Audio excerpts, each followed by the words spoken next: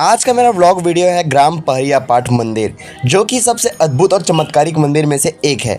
आइए इस मंदिर का इतिहास जानने का प्रयास करते हैं, तो इस वीडियो को पूरा जरूर देखना। जांजगीर चांपा जिले से 20 किलोमीटर की दूरी पर स्थित ग्राम पहरिया गांव के 100 फीट ऊंचे पहाड़ पर माँ अन्नधारी दाई का मंदिर है।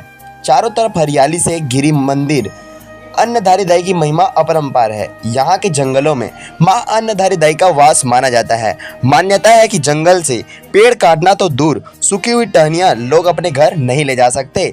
पहरिया में पहाड़ में माँ अन्नधारी दाई जो है आदि काल से विराजमान है।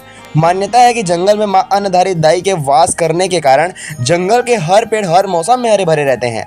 जंगल में हमेशा हरियाली छाई रहती है। लोगों का कहना है कि इस जंगल में लगे किसी भी पेड़ को नहीं काट सकते। वही सूखी लकड़ियों को घर में जलाऊ लकड़ी के रूप में उपयोग भी नहीं कर सकते हैं। यदि कोई जंगल से लकड़ी काटता है या सूखी लकड़ी जलाने के लिए घर ले जाता है तो उसके घर में अनहोनी होने लगती है और परिवार को कष्ट मिलने लगता है। मंदिर के पुजारी बैगा बैदराम ने बताया कि यह मंदिर कलचुरी शासन काल में रतनपुर राज्य में आने वाला पहरिया गांव पहाड़ों से घिरा हुआ है। बैगा ने बताया कि जब इस जंगल से गांव के लोग खाना बनाने के लिए लकड़ी का उपयोग करते थे तो उनके घर में कुछ न कुछ परेशानियां लगी रहती थी। एक बार लकड़ी की चोरी करने आए व्यक्तियों को बिच्छू ने डंक मार दिया था। इसका विष तब तक नहीं उतरता है जब तक माँ अन्नधारी दाई के पास जाकर वे अपनी गलती की क्षमा नहीं मांगते थे। जैसे ही माँ अन्नधारी दाई के पास क्षमा मांग लेते वैसे ही बिच्छू का विष कम होने लगता था। देवी माँ से लगानी पड़ती है अर्जी।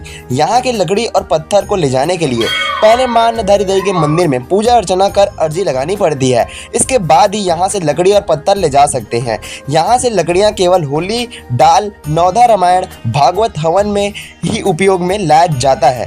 पहरिया पहाड़ का यह जंगल पूरी तरह सुरक्षित है क्योंकि माँ के प्रति आस्था से यहाँ की हरियाली कायम है।